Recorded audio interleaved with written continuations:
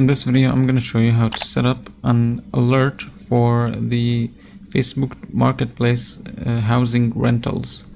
First, you want to click on this Facebook Marketplace icon, and then you want to click categories, and then rentals, and then over here you want to click filter.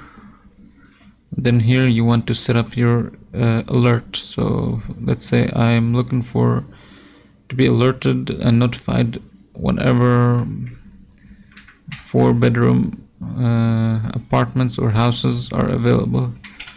So I would go back after clicking this.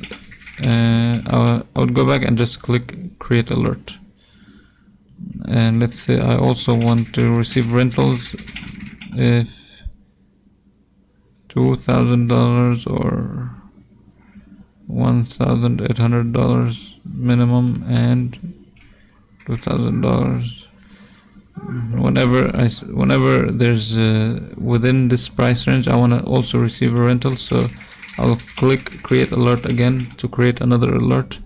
And to see my alerts, I will just click on this alert here, and I will be able to see my alerts. And if you click on each alert, you'll be able to see if there's any new listings here or any newer listings, and you will be notified and alerted about.